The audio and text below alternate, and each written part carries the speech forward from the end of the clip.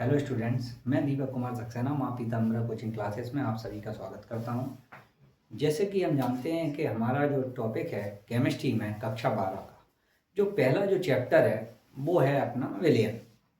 ठीक है, तो अपन विलयन के बारे में देखेंगे कि विलयन है क्या, विलयन में क्या क्या आता है, पढ़ना हमें क्या क्या है, इस चीज़ में क्या क्या टॉपिक्स हैं, कौन कौन से टॉपिक को कितनी डिटेल में अपन को पढ़ना है, क्या क्या इंपॉर्टेंट फैक्ट्स हैं। देखो, सबसे पहले जो है वो है विलयन, इसको बोलते हैं अपन सॉल्यूशन। अब विलयन में अपन को पढ़ना क्या क्या, विलयन में सबसे पहले अपन पढ़ेंगे विलयन क्या है, विलयन के प्रकार कौन कौन से हैं, प्रकार कितने टाइप के होते हैं, सांद्रता के आधार पर क्या विलयन का प्रकार होगा और अवस्था के आधार पर कितने विलयन के प्रकार होंगे, वो सारी चीज़ें वो अपन विलयन के प्रकार में डिस्कस करेंगे। फिर आपका आता है सांद्रता को व्यक्त करने की विधि, मतलब यहाँ पे अपन देखेंगे कि सांद्रता क्या है और सांद्रता को व्यक्त करने की विधियाँ कौन कौन सी हैं, तो उन सभी के पूरा का पूरा उनका डेफिनेशन, पूरी परिभाषा, सूत्र और उनके टॉपिक वाइज उनके जो न्यूमेरिकल्स हैं वो भी अपन साथ में डिस्कस करते चलेंगे, जिससे कि आपको दिक्कत ना आए समझने में। फिर आता है विलेयता। अब विलेयता के बाद आता है राउल्ट का नियम और हेनरी का नियम। अब विलेयता कौन सी है, जैसे गैस की जो द्रव्य विलेयता है उसका नियम कौन कौन से हैं, कैसे अपन उसको फाइंड करते हैं, कैसे उनके डेरिवेशन है, वो सारी चीज़ें अपन निकालेंगे। तो नेक्स्ट टॉपिक होगा आपका विलेयता। फिर आता है आपका अणु संख्या गुणधर्म मतलब अणु संख्या गुणधर्म में कौन कौन से आते हैं, जैसे क्वथनांक, क्वथनांक, ह्यमांक, अवनमन, वास्तव, अपेक्षिक अवनमन वगैरह, ये सारी चीज़ें, पराशरण दाब। तो ये जो अणुसंख्यक गुणधर्म है, तो अणुसंख्यक गुणधर्म वाले टॉपिक में अपन पूरी चीज़ें डिस्कस करेंगे ये सारी। फिर एक टॉपिक आपका अणुसंख्यक गुणधर्म का होगा। फिर आएगा आपका परासरण एवं पराशरण दाब, या तो अपन बात करें इंग्लिश में ऑस्मोसिस और ऑस्मोटिक प्रेशर की, तो वो सारी चीज़ें अपन इसमें देखेंगे क्या है। फिर आता है विलेय के अणुओं का संगुणन एवं वियोजन, मतलब कि अणुओं की जो अन्योन क्रिया होती है उसमें जो अणु होता है वो संयोजन कैसे होता है, उस चीज़ का वियोजन कैसे होता है, अणुओं का संयोजन की कोटि क्या होती है, वियोजन की कोटि क्या होती है, कब एक होता है, कब बॉन्ड ऑफ समीकरण बनता है, या तनु विलयन का सिद्धांत जो होता है, वो सारी चीज़ों की जानकारी अपन इसमें लेंगे।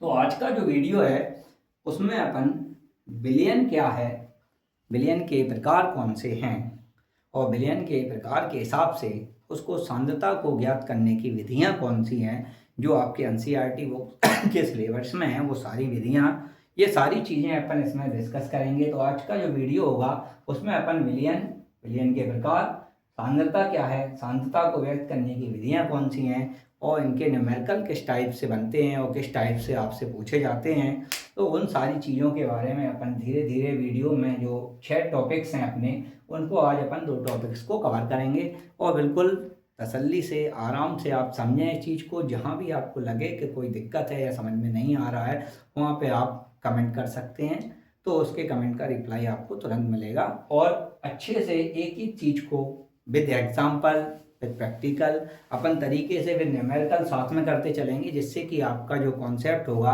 या जो चीज़ अपन पढ़ेंगे उसमें आपको कोई भी प्रॉब्लम आगे फेस ना करनी पड़े। बार बार क्या होता है अपन देखते हैं, तो अपन वीडियो जैसे ही बनता है तो उसके बाद अपन देखते हैं किसी टॉपिक के बाद अगर अपन सवाल लास्ट में करते हैं तो वो टॉपिक दिमाग से निकल जाता है कि उस टॉपिक से किस तरीके से सवाल पूछे जाते थे, क्योंकि टॉपिक पहले हो गया, न्यूमेरिकल बाद में हो गया। तो अपन इस बार ऐसा करेंगे कि टॉपिक्स के साथ साथ अपन न्यूमेरिकल करते चलेंगे, जिससे आपके कॉन्सेप्ट जो है वो एक एक चीज़ कॉन्सेप्ट क्लियर होता चाहे, उसमें बीच में जो शॉर्ट ट्रिक्स आएंगी, किस तरीके से सवाल को समझना है। सबसे बड़ी दिक्कत आती है सवाल की वैल्यू समझने की, तो वो सारी चीज़ें अपन धीरे धीरे कवर करेंगे। तो अब अपन जो फर्स्ट टॉपिक कवर करेंगे वो है अपना विलयन एवं विलयन के प्रकार कौन कौन से होते हैं। तो उनको अपन समझते हैं, एक एक चीज़ को देखेंगे कि किस तरीके से वो अपन को करना है। जैसे कि हमारा टॉपिक है विलयन, उसमें अपन को क्या कवर करना है, विलयन क्या है, विलयन के प्रकार।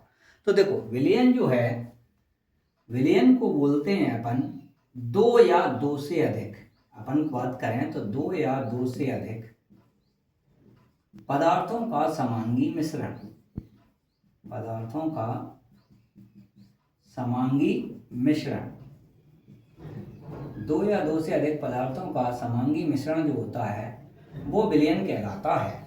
अब 2 या 2 से अधिक पदार्थ, जरूरी नहीं है कि पदार्थ 2 हों, 2 से ज़्यादा भी ले सकते हैं अपन, और विलयन के कई प्रकार होते हैं, उनको अपन समझेंगे। तो मेन कॉन्सेप्ट जो है विलयन की परिभाषा क्या है, 2 या 2 से अधिक पदार्थों का समांगी मिश्रण जो है वो विलयन कहलाता है।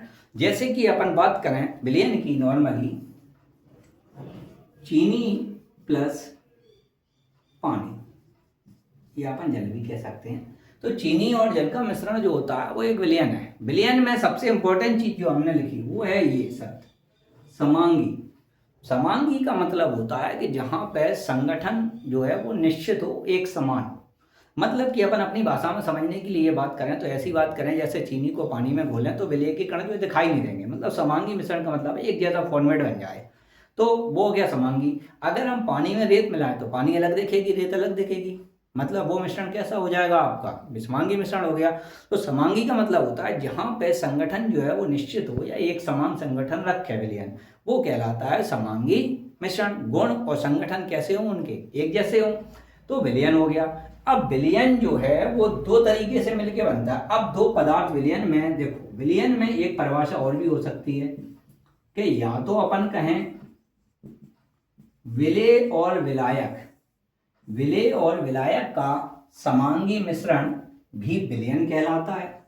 अगर अपन बात करें तो विलेय प्लस विलायक जो है वो क्या है, समांगी मिश्रण है इनका भी, ये भी विलयन हो जाती है बात के विलेय और विलायक का मिश्रण जो है वो विलयन कहलाता है। अब हमें इसमें दो क्वेश्चन बन जाते हैं कि विलेय क्या है और विलायक क्या है। तो विलेय चीज अपन अपनी भाषा में समझे साधारण में, तो जो चीज घुलती है वो विलेय है, और जिसमें घोला जाता है, जिसमें घोला जाता है वो क्या कहलाता है, विलायक कहलाता है। मतलब जिस चीज में कोई चीज अपन घोल रहे हैं, जैसे पानी और चीनी की बात करें तो इसमें घुल रही है तो ये क्या होगा अपना, विलायक हो गया। और ये अपन घोल रहे हैं तो ये क्या हो गया, विलेय हो गया। मतलब विलेय और विलायक में जो चीज है वो ये है कि जो घुलती है वो विलेय है, जो घोला जाता है जिसमें वो विलायक है। एक तो ये चीज हो गई। दूसरी चीज आपको बहुत इंपॉर्टेंट ध्यान रखनी है, ये आगे जाके आपको काम आएगी, नोट में ध्यान रखना कि जब न्यूमेरिकल्स की बात आएगी यानी कि सवालों की बात आएगी, वहां अपन विलेय विलायक को कैसे समझेंगे। तो वहां देखना जिसकी मात्रा कम होगी वो तो आपका कहलाएगा विलेय, और जिसकी मात्रा ज्यादा होगी वो आपका कहलाएगा विलायक। इस चीज को बहुत ध्यान रखना है क्योंकि ये हमें न्यूमेरिकल्स में काम आएगी सवाल में। तो ये चीज जब अपन सवाल डिस्कस करेंगे उसमें हम अभी आपको बता रहे हैं, इस चीज को बहुत ध्यान रखना कि जो चीज कम मात्रा में है वो विलेय है, सीधी बात है, जो ज्यादा होगी वो विलायक होगी। इससे आपको पता चल जाएगा सवाल समझने में क्या सुविधा होती है, और जो सवाल करवाएंगे उस टाइम पे अपन इस चीज को अच्छे से डिस्कस करेंगे। बस माइंड में रखना है कि जो कम है वो विलेय है, जो ज्यादा है वो विलायक है। अब जो विलेय के प्रकार, विलयन जो है वो दो टाइप से डिवाइडेड है। एक तो होता है अवस्था के आधार पर और एक होता है सांद्रता के आधार पर। अब देखो यहाँ पे, अब हमें अवस्था के आधार पर विलयन देखने हैं और सांद्रता के आधार पर विलयन देखने हैं। अब हम इतना तो अब 9th क्लास में पढ़ के आए हैं कि पदार्थ की 3 अवस्थाएं होती हैं। कौन कौन सी, ठोस, द्रव और गैस। मतलब अगर अवस्था की बात करें तो 3 अवस्थाएं हैं हमारी, ठोस है, द्रव है और गैस है। 3 अवस्थाएं, तो सीधी बात है कि अगर अवस्था के आधार पर विलयन देखा जाए तो कितना हुआ अपना, 3 टाइप्स का। तो अवस्था के आधार पर विलयन कितने प्रकार के हो गए, हमारे 3 प्रकार के विलयन हो गए। अब इसी को अगर अपन और डिटेल में जाना चाहें तो आप देखो यहाँ पे, ये टोटली तो 3 प्रकार के हैं, 3 प्रकार। लेकिन अगर अपन इनकी बात करें तो प्रत्येक विलयन को 3 प्रकार से अगर डिवाइडेशन में दें तो ये कितने टाइप में डिवाइड हो जाएगा, 9 प्रकार का। अब 9 कैसे हुआ आप समझो। यहाँ पे जैसे ठोस है, 3 अवस्थाएं हैं, ठोस, द्रव और गैस। अगर हम ठोस को ठोस के साथ ही मिला दें, जैसे पाउडर पाउडर मिला दें तो एक विलयन बन जाएगा। ठोस को द्रव के साथ, मतलब ठोस में कोई लिक्विड मिला दें तो दूसरा बन गया। ठोस में कोई गैस मिला दें तो कैसा बन गया, 3 टाइप्स के हो गए। ऐसे ही द्रव का द्रव में, द्रव का ठोस में, द्रव का गैस में। ऐसे ही गैस का गैस में, गैस का द्रव में, गैस का ठोस में। तो 3-3 विलयन जो है इनको 3-3 प्रकार से और मिला सकते हैं। तो कुल विलयन कितने प्रकार के हो गए फिर, 9 प्रकार के। ये तब की बात है जब अवस्था के आधार पर अपन डीपली स्टडी करें या पुनः वर्गीकरण करके देखें तो ये इस तरीके से कितने 9 प्रकार के होते हैं। पेपर में आ जाता है, एक आध बार एग्जाम्पल पूछ लेते हैं ठोस का ठोस में विलयन कैसा होता है, इस तरीके से अपन को ध्यान में रखना है। उसके बाद आती है सांद्रता।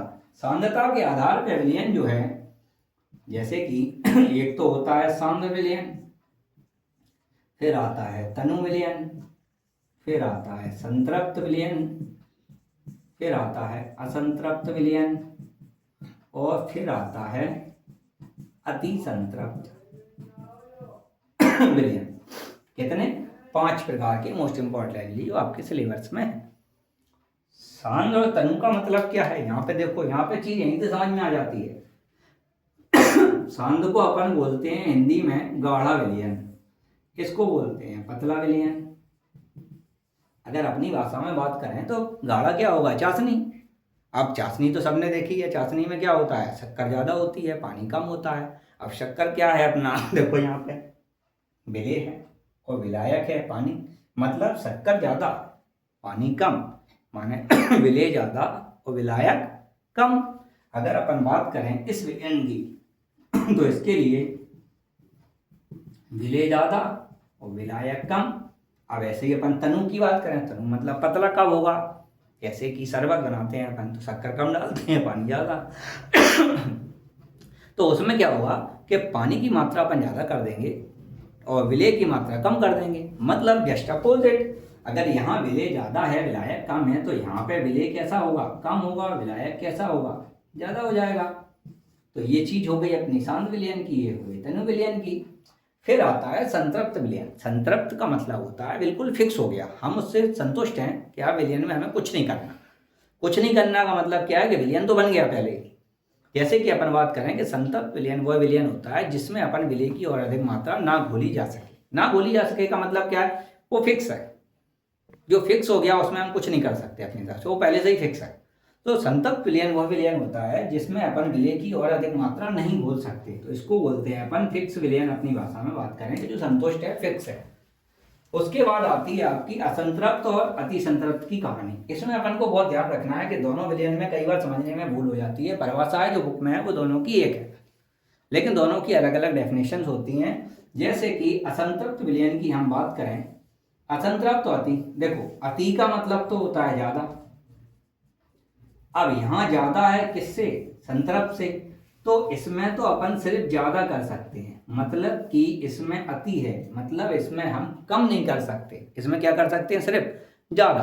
तो वह विलयन जिसमें संतृप्त विलयन की अपेक्षा और अधिक विलेय की मात्रा घोली जा सकती है उसको बोलते हैं अपन अति संतृप्त विलयन। अति संतृप्त, असंतृप्त नहीं, उसको बोलेंगे अति संतृप्त। अति का मतलब है सिर्फ ज्यादा, इसमें कम की कोई गुंजाइश नहीं है, कम नहीं कर सकते। तो यही चीज को समझना है। दूसरी बात, असंतृप्त का मतलब है इसको अपन को असंतृप्त बनाना है। माने संतृप्त का मतलब क्या है? जिसमें अपन फिक्स कर दें, जिसमें विलेय की मात्रा नहीं घोली जा सके। अब वो फिक्स विलयन है, अब उसको तुम्हें असंतृप्त करना है, माने उसको हटाना है। तो या तो विलयन दो टाइप के हैं, हमने देखा ऊपर सांद्र या तनु, माने या तो विलयन को गाढ़ा कर दो या पतला कर दो तो संतृप्त हट जाएगा। तो इसमें अपन कम भी कर सकते हैं और ज्यादा भी कर सकते हैं। तो इसका मतलब होता है कि इसमें भी विलयन की बहुत अधिक मात्रा घोली जा सकती है विलेय की। तो इसमें तनु और सांद्र, ये हमें बहुत ध्यान रखना है कि ये दोनों विलयन की जो कैटेगरी है ये दोनों किस में आते हैं? असंतृप्त में। लेकिन अति संतृप्त में नहीं आते, क्योंकि अति में कम नहीं हो सकता है, अति में होता है हमेशा ज्यादा। तो इस तरीके से ये विलयन जो है अति संतृप्त का, इसका तो ज्यादा, असंतृप्त में दोनों।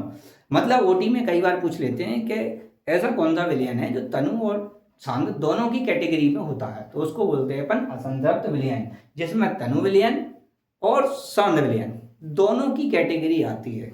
तो असंतृप्त का आ का मतलब समझ में आ गया क्या है? आ का मतलब जो है वो यहाँ ये है कि संतृप्त को हटाना है। अब संतृप्त को चाहे तो आप कम करके हटाइए, चाहे ज्यादा करके हटाइए। अगर कम करके हटाते हैं तो ज्यादा करके हटाते हैं तो या तो वो तनु विलयन बन जाएगा या वो सांद्र विलयन बन जाएगा। तनु और सांद्र हम पहले ही पढ़ चुके हैं कि अगर विलयन में गाढ़ा है मतलब विलेय ज्यादा है, विलायक कम है, तो वो सांद्र है। और विलयन ज्यादा है, पानी है ज्यादा, और चाशनी या शक्कर बना रहे हैं अपन शरबत, तो दोनों की कंडीशन वही है। चाशनी में शक्कर को ज्यादा करेंगे, शरबत में शक्कर को कम करेंगे। तो एक में विलेय ज्यादा विलायक कम, एक में विलायक ज्यादा विलेय कम। तो ऐसे तरीके से तनु और सांद्र दोनों टाइप के विलयन किसमें आ जाते हैं? संतृप्त विलयन में। तो इस तरीके से ये अपने विलयन के प्रकार हो गए। विलयन क्या है ये हो गया, विलयन का एग्जाम्पल क्या है ये हो गया, संतप्त क्या है, असंतप्त क्या है ये हो गए। तो इस तरीके से हमारा जो टॉपिक है विलयन, उसमें विलयन और विलयन के प्रकार, इसमें हमने क्या समझा कि विलयन दो टाइप का है, या तो वो अवस्था के आधार पे काउंट करेंगे और या वो अपन सांद्रता के आधार पे काउंट करेंगे। अवस्था के आधार पे 3 टाइप से काउंट होगा और सांद्रता के आधार पे मोस्टली 5 प्रकार के हैं जो ही आपके सिलेबस में हैं। तो इतनी चीज जो आपको बताई है वो अच्छे से समझ में आई हो, अगर जहाँ दिक्कत आई हो उसके लिए आप कमेंट करें।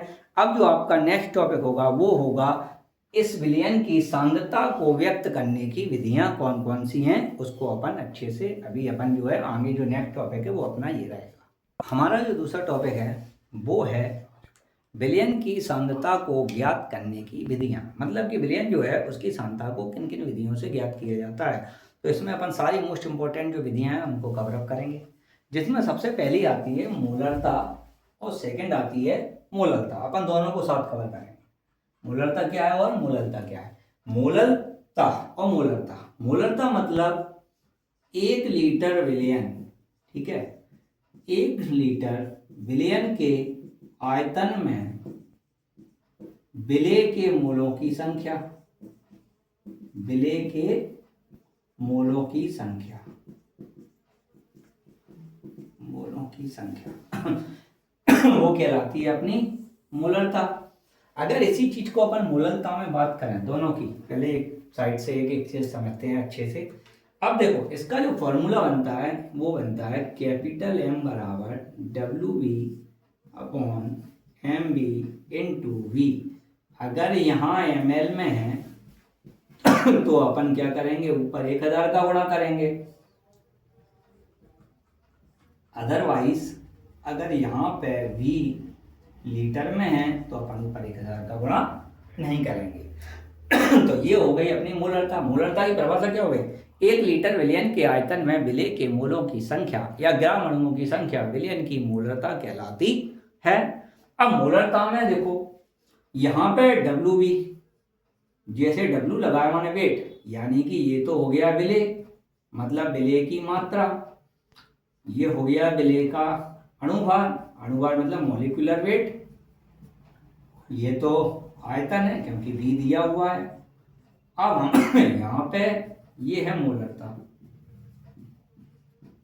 अब हमें यहाँ पे एक चीज क्लियर हो गई कि 1 2 3 वैल्यू हैं और चौथी फाइंड करनी है, ठीक है। तो इस चीज को ध्यान रखना। सबसे पहली चीज आती है बच्चों के माइंड में कि एक सवाल दिया है, उसमें हम कंफ्यूज हो जाते हैं कि हमें समझ में ही नहीं आता कि सवाल की वैल्यू को समझे कैसे। तो उन बच्चों के लिए भी एक शॉर्ट ट्रिक है जिससे वैल्यू समझने में आसानी होगी। जरूरी नहीं है कि सवाल समझ में आ जाए, नहीं आए तो अच्छी बात है, कोई दिक्कत नहीं, आ जाए तो और भी अच्छी बात है। अब देखो जैसे कि सवाल है 5.85 ग्राम NaCl को 200 ml विलयन में घोला गया है, तो विलयन की मोलरता ज्ञात कीजिए। अब देखो यहाँ पे सबसे पहले अपन देखते हैं इसको, सवाल निकालें। सवाल अपन ने लिख लिया अपना फॉर्मूला, पहले देखो सबसे पहले, क्योंकि हमें सबसे पहले अब इसमें देखो ml में क्या होता है, आयतन हमारा, हमको पता है कि V हमको दिया है कितना 200 ml, ये निकाल दिया। अब बात आती है WV की, तो ये ग्राम वाली चीज है, ये हो गई WV, ये आ गया 5.85 ग्राम। अब हमें MB और M, ये 4 वैल्यू हैं फॉर्मूले में, ये तो निकलवा ही रहा है, वो कह रहा है कि इसको निकालो आप, तो हमें MB और निकालना। कई बार क्या होता है MB मॉलिक्यूलर मास जो है वो दे देता है, और नहीं देता है तो हम आपको बता देते हैं कि वो कैसे निकलेगा। जैसे कि बात करें अपन NaCl की, NaCl में 2 कंपाउंड है, NaCl में कितने कंपाउंड है, 2। तो Na का जो होता है वो होता है 23 प्लस Cl का होता है वो होता है 35.5, यानी कि टोटल हो गया 58.5 ग्राम प्रति मोल। ये इकाई होती है किसकी, जो अपन निकालते हैं मोलरता में मॉलिक्यूलर वेट या अणुभार, उसकी इकाई होती है ग्राम प्रति मोल। नहीं दिया, ज़्यादातर सवालों में दिया होता है, नहीं दिया हो तो आप इस तरीके से कुछ हैं हमने आपके जो आपको चैप्टर वाइज जो अपन कराते चलेंगे उसमें नोट डाउन करवा देंगे। अब ये सारी वैल्यू अपने पास आ गई। अब देखो WB जो है वो कितना कितना दिया है 5.85, क्योंकि अपना ml में दिया है कितना 200। अब यहाँ पे देखो आप MB कितना आ गया 58.5। अब इसको अपन अपने हिसाब से डिफाइन करें, जैसे अपन गणित में करते आए बचपन से, दशमलव के बाद हटाए तो 2 बिंदी बढ़ा दी, यहाँ हटाया तो 1 बिंदी बढ़ा दी, ये तो पूरा कैंसिल। यहाँ पे देखो 1 2 3 4, 1 2 3 4 कितना बचा 1/2, या अपन कहें 0.5। अब इसकी इकाई देखो, देखो मोल तो ये आ गई अपनी, ये है ना ग्राम प्रति मोल, तो मोल, और ऊपर अपन ने किस में कर दिया कन्वर्ट लीटर में, क्योंकि ml में अपन ने 1000 का डिवाइड किया तो किस में कन्वर्ट हुआ वो लीटर में। तो इसकी इकाई जो होगी वो होगी मोल प्रति लीटर। ठीक है, तो ये हो गया अपना मोलरता का। अभी डिफरेंस भी समझेंगे। अब मोलरता की बात करो, मोलरता स्मॉल m, यानी कि इसकी बात करें तो ये है 1 किलोग्राम विलायक। अब यहाँ पे बहुत ध्यान से देखना, 1 किलोग्राम विलायक में विलेय के मोलों की संख्या, विलेय के मोलों की संख्या वो कहलाती है अपनी मोलरता। अब मोलरता विलेय के मोलों की संख्या है तो फॉर्मूला है WB/MB इंटू, यहाँ WA अगर यहाँ पे अपन ग्राम में ले रहे हैं तो सेम कंडीशन है, 1000 का मल्टीप्लाई करेंगे, आधा ग्राम जैसे मिलीलीटर लिया तो 1000 का अगर नहीं ले रहे तो WB/MB इंटू WA किसमें किलोग्राम में, क्योंकि ये विलायक है। अब यहाँ पे अपन को क्या देखना है, ये विलेय, ये वाली चीज जो है वो है अपना विलायक, और ये वही अणुभार, ये है अपनी मोलरता, रखा ही है अपन ने ऊपर। अब इसको समझें, सवाल देखो, सवाल क्या है 500 ग्राम जल में 4 ग्राम NaOH घुला है तो मोलरता निकालिए। अब हमने यहाँ पहले क्लियरिफाई कर दिया, जो समझने वाले हैं वो समझे। देखो जल में ये चीज घुली है तो मतलब है ये तो हो गया विलेय, ठीक है, और ये जिसमें जल क्या होता है हमेशा एक विलायक होता है। अब हम मान के चलो उन बच्चों की बात कर रहा है जिन्हें समझ में ही नहीं आ रहा कि वैल्यू को किस तरीके से निकालना है, हमें नहीं पता विलायक के लिए क्या कंडीशन होती है, इसको छोड़ो, इस चीज को समझे अपन। डायरेक्टली ये सवाल दिया है, सबसे पहले अपन फॉर्मूला नोट करो, क्योंकि जो निकालना है उसके बारे में पता हो। तो फॉर्मूला है WB/MB इंटू WA, अगर यहाँ ग्राम है तो ऊपर अपन करेंगे 1000। अब यहाँ पे देखो हमने आपको सवाल से पहले एक चीज समझाई थी शुरुआत में ही, और न्यूमेरिकल में बोला था जो कम होगा वो विलेय होगा और वो ज्यादा होगा वो क्या होगा विलायक होगा। कम मात्रा विलेय की होती है, ज्यादा मात्रा विलायक की होती है, तो हमें पता चल गया ये कम मात्रा है और ये ज्यादा मात्रा है। अब यहाँ पे देख लो कम कौन सा है, ये है, ज्यादा कौन सा है, ये है, तो हमें पता चल गया कि WB तो है 4 और WA कितना है हमारा 500। अब ग्राम है और 1000 का मल्टीप्लाई। अब हमें निकालना है मॉलिक्यूलर वेट, यानी कि मॉलिक्यूलर मास, अणुभार। अणुभार के लिए अपन बात करें तो अपन को क्या दिया है NaOH, सोडियम हाइड्रोक्साइड, NaOH, तो Na का जो परमाणु भार है वो तो है 23, ऑक्सीजन का 16, हाइड्रोजन का 1 होता है, सबको प्लस कर दो, कितना आ गया 40 ग्राम प्रति मोल। अब इसको अपन रखें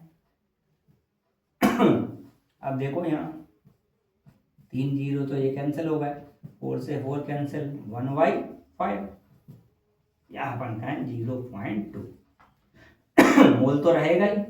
अब देखो यहाँ किस में हो रहा था आयतन में, आयतन की इकाई क्या होती है लीटर, तो मोल प्रति लीटर। यहाँ किस में हो रहा है किलोग्राम में, तो मोल प्रति किलोग्राम। ये आ गया आपका ये सवाल। अब एक आ जाता है क्वेश्चन इन दोनों में डिफरेंस क्या है, मोलरता और मोलरता के बीच में क्या डिफरेंस होता है, इस चीज को अपन कवर कर रहे हैं। देखो यहाँ पे समझो, पहला तो डिफरेंस परिभाषा हो गई कि 1 लीटर विलयन के आयतन में विलय के मोलों की संख्या मोलरता है और 1 किलोग्राम विलायक में विलय की संख्या मोलरता है। ये तो हो गई पहली परिभाषा।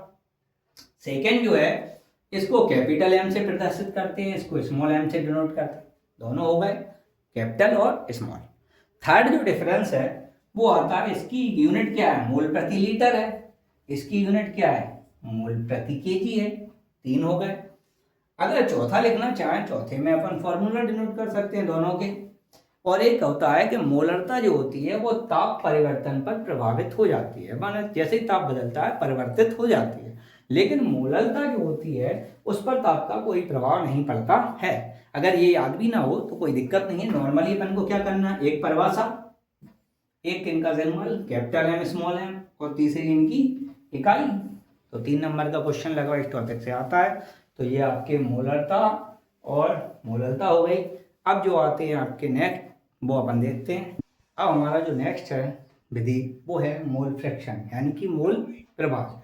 मोल प्रभाज क्या होता है, मोल प्रभाज का मतलब है, अब देखो विलयन में हमें पता है 2 घटक हैं, कौन से, एक तो विलय और एक क्या है, विलायक है। तो अपन अगर निकालते हैं तो मोल प्रभाज क्या निकलेगा, या तो हम कहें विलय और या कहें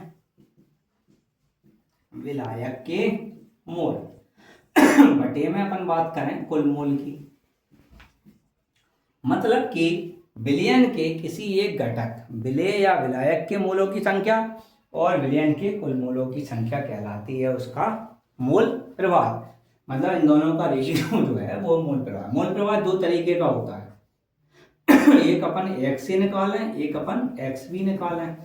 मतलब एक अपन विलायक के लिए निकाल रहे और एक अपन विलय के लिए निकाल रहे। अगर विलायक के लिए निकाल रहे तो विलायक के मोल बटे कुल मोल, फिर अगर विलय के लिए निकाल रहे तो विलय के मोल बटे कुल मोल।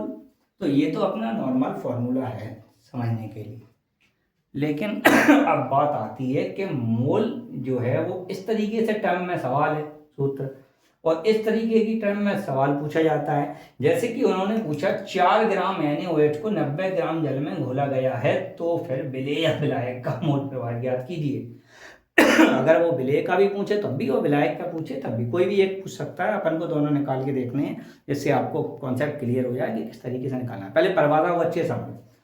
विलय या विलायक के मोल माने कोई भी एक चीज निकाल रहा है उसके मोल, फिर उसके नीचे अपन निकालेंगे टोटल नंबर ऑफ मोल, माने कितने कुल मोल हैं। अब कुल कौन से होंगे, जिसमें विलय और विलायक दोनों होगा, यानी कि विलयन के कुल मोल का मतलब क्या, विलयन।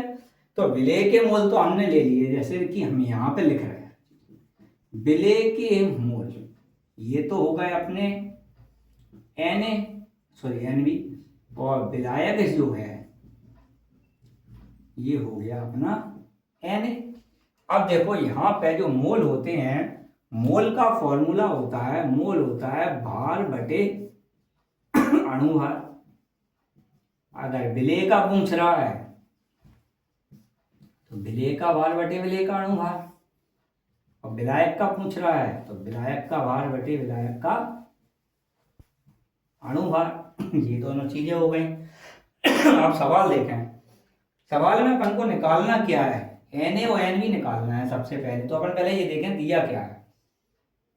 अब यहाँ देखो सवाल समझने के लिए सबसे पहले ट्रिक समझो। 2 ग्राम है। अब मान लो हमने पहले ही बोला है कम वाला विलय होगा और ज्यादा वाला विलायक होगा, तो 2 वैल्यू क्लियर। मतलब कि यहाँ पे WB जो है वो 4 ग्राम दिया है, WA जो है वो आपको 90 ग्राम दिया हुआ है। 2 चीज क्लियर हो गई हमारी। अब वो कह रहा है कि 4 ग्राम NaOH 90 ग्राम जल में, माने ये चीज ज्यादा है, मतलब ये क्या है, विलायक है, ये कम है, यानी कि ये चीज हमें पता चल गई अब कि ये विलय है। अब यहाँ पे देखो हमें क्या चाहिए मोल निकालने के लिए, एक तो Mb चाहिए, यहाँ Ma चाहिए। Ma क्या है, जल है, जल का फॉर्मूला क्या होता है, H2O। अब हाइड्रोजन का परमाणु भार 1, कितने हैं, 2 हैं, ऑक्सीजन का 16, तो 16 प्लस 2 यानी कि कितना आया 18 ग्राम प्रति मोल। हम पहले ही बता चुके मॉलिक्यूलर मास। यहाँ पे क्या है NaOH, Na का 23, ऑक्सीजन का 16, हाइड्रोजन का 1, सबको प्लस करो कितना आ गया 40 ग्राम प्रति मोल, माने MB निकल आया। अब हम अगर सवाल पे जाएं तो सवाल को देखो, अब हमें क्या निकालना है मोल प्रवाह। अब उसके लिए अपन को मोल निकालने हैं। तो अगर अपन विलेय का मोल निकालें यहाँ पे WA/M, यहाँ पे अपन विलेय के मोल निकालेंगे WB/MB। अब देखो विलायक के मोल कितने हैं 90 और 18, तो ये 90 और ये कितना आ गया 18, टोटल कितना आया 5 मोल। मतलब Na तो आ गया अपना 5 मोल। WB निकालो, ये कितना है अपना 4, यहाँ कितना है 40, 1/10 या अपन कहें 0.1 मोल। यहाँ पे अपना आ गया इतना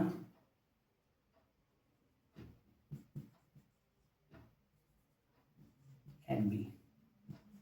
मतलब हमारा Na और NB दोनों निकल आए। अब हमें निकालना क्या है सवाल के लिए कुल मोल। अब कुल का मतलब क्या है इन दोनों का प्लस, Na प्लस NB कितना निकला 5 प्लस के 0.1 यानी कि अपन कहें 5.1 मोल। तो ये अपना कुल मोल निकाले। अब देखो सवाल विलायक का निकालना है या विलेय का। अगर यहाँ पे देखो अपन निकाल रहे हैं विलायक का, तो विलायक का क्या है विलायक के मोल कितने निकले, विलायक के मोल 5, ये 5। कुल मोल कितने हैं 5.1, दशमलव बटाया 10 माने कितना आ गया 50/51। अब विलेय के मोल प्रवाह निकालना है। विलेय के लिए विलेय का कितना है 0.1, कुल कितना है 5.1, एक हट गया दशमलव कितना आ गया 1/51। अब देखो यहाँ पे उसमें आपने देखा होगा नोटिस किया होगा मोल प्रति लीटर और यहाँ पे मोल प्रति किलोग्राम थी, मोलरता मोललता। अब मोल प्रवाह में क्या होता है मोल के बटे में मोल आता है। जब मोल के बटे में मोल आ जाता है तो वो चीज कट जाती है। मतलब कि मोल प्रवाह जो है इसका एक और ध्यान रखना है कि इसकी कोई भी इकाई नहीं होती है। मोल प्रवाह की कोई भी इकाई नहीं होती है, मतलब ये यूनिटलेस है, इसकी कोई भी इकाई नहीं होगी। तो ये अपना मोल प्रवाह परिभाषा, ये सूत्र, इस हिसाब से अपन ने वैल्यू किस तरीके से निकालनी है, सूत्र को ध्यान रखना है किस तरीके से क्या निकालना है, उस तरीके से ये नोट डाउन करते भी चलना साथ में। H2O का 18 होता है, कैसे निकला, ये कुल मिलाकर जो भी सवाल में आएंगे वो सारे के सारे आपके NCERT बुक से रिलेटेड होंगे, वो सब करवा दिए जाएंगे। और अगली जो विधियाँ हैं वो हैं, अब हमारी जो नेक्स्ट 3 विधियाँ और बची हैं इसमें, वो हैं PPM, प्रतिशतता और शक्ति। देखो यहाँ पे PPM क्या है, PPM का मतलब होता है पार्ट्स पर मिलियन, या अपन कहें 10⁶, या अपन इसको बोलें 10 लाख भाग। किसी विलयन के 10 लाख भाग में विलेय के भार भागों की संख्या उसकी PPM सांद्रता कहलाती है। मतलब विलयन का द्रव्यमान और विलेय का द्रव्यमान होगा कितना 10⁶ में या 10 लाख बार भाग में, उसको बोलेंगे PPM सांद्रता। प्रतिशतता आप निकालते ही हैं, जानते ही हैं कैसे निकालते हैं। अगर अपने 78 आए हैं 100 में से कितना हो गया 78%, मतलब कितने में से कितने आए टोटल। वैसे ही द्रव्यमान का निकालेंगे तो कितने 100 भार भाग में विलेय के भार भागों की संख्या, मैंने 100 बार निकाला, 100 में निकाल रहा है अपन।